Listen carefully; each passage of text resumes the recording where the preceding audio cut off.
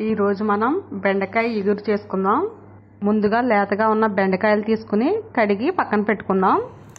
ఇప్పుడు బెండకాయలు చిన్న చిన్నగా ముక్కలుగా కట్ చేసుకుని పక్కన పెట్టుకోవాలి. లేతగా ఉన్న బెండకాయలతో ఈ కర్రీ బాగుంటుంది. పుచ్చులు ఉంటాయి. బెండకాయలు కట్ చేసుకునేటప్పుడు జాగ్రత్తగా కట్ చేసుకోవాలి. ముక్కలు మొత్తం కట్ చేసుకుని ఇలా పక్కన పెట్టుకుందాం. 5 పచ్చిమిరపకాయలు, 2 ఉల్లిపాయలు, 1 టమాటో తీసుకుందాం. ఉల్లిపాయలు తొక్కలు తీసి కడిగి టమాటోలు, పచ్చిమిరపకాయలు చిన్న చిన్నగా కట్ చేసి పెట్టుకోవాలి. ఉల్లిపాయ ముక్కలు ఇలా కట్ చేసుకుని పక్కన పెట్టుకుందాం. టమాటో కూడా ఇలా చిన్న చిన్నగా కట్ చేసుకుని ఒక పక్కన పెట్టుకుందాం. ముందుగా స్టవ్ వెలిగించి మూకుడు పెట్టుకుని 4 స్పూన్ల ఆయిల్ వేసుకున్నాం. ఇప్పుడు కట్ చేసిన ఉల్లిపాయలు వేసుకుందాం.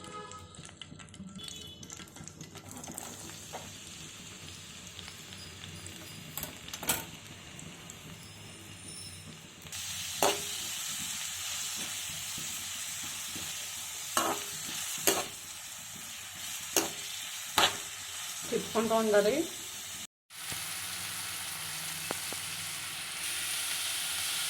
మధ్య మధ్యలో గరిటతో ఉల్లిపాయ ముక్కలు కదుపుకుంటూ ఉండాలి, లేదంటే మాడిపోతాయి.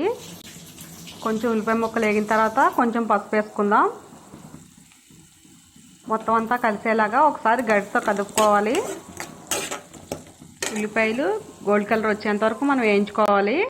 ఉల్లిపాయ ముక్కలు ఇంకా వేగిపోయాయి. ఇప్పుడు ముందుగా కట్ చేసి గిన్నెలో పెట్టుకున్న బెండకాయ ముక్కలు వేసుకుందాం. ముక్కలు మొత్తం కలిసేలాగా ఒకసారి గరిటతో కదుపుకోవాలి.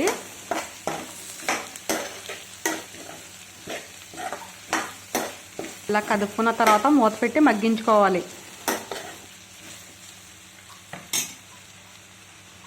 మధ్య మధ్యలో మూత తీసి కదుపుకుంటూ ఉండాలి.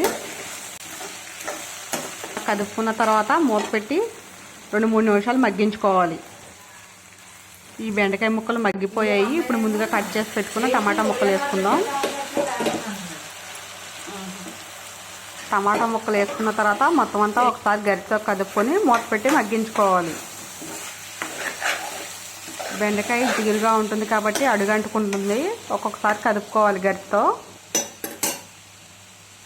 ఇలా కదుపుకున్న తర్వాత మూత పెట్టి 2-3 నిమిషాలు మగ్గించుకుందాం. మూత తీసి చూసుకొని ఒకసారి గరిటతో కదుపుకుందాం. ఇప్పుడు తగినంత కారం వేసుకోవాలి. నేనైతే 1.5 స్పూన్ కారం వేసుకున్నాను. మనం తినే కారాన్ని బట్టి కారం యాడ్ చేసుకోవాలి.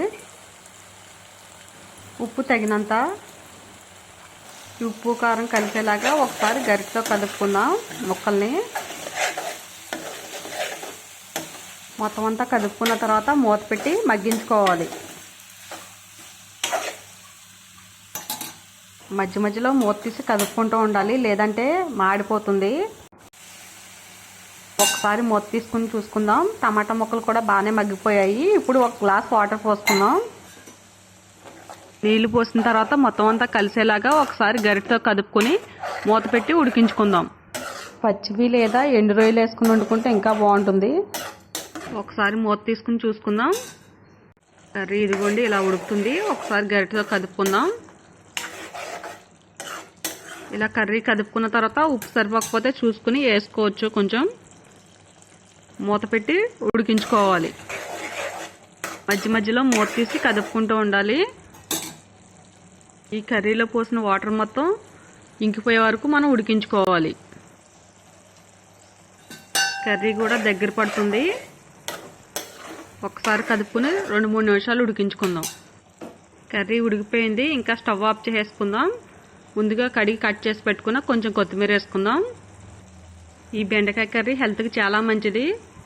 ఎదిగే పిల్లలకి ఈ బెండకాయ పెడితే బ్రెయిన్ బాగా పెరుగుతుందంట. ఈ బెండకాయ కర్రీ వారానికి 2 సార్లు చేసుకుని తింటే మోకాళ్ళలో గుజ్జు కూడా పడుతుందంట. ఈ బెండకాయ కర్రీ చపాతీలోకి, రైస్లోకి, లంచ్ బాక్స్లోకి కూడా సూపర్గా ఉంటుంది. మీరు కూడా ట్రై చేయండి. ఎలా వచ్చిందో కామెంట్ చేయండి, లైక్ చేయండి.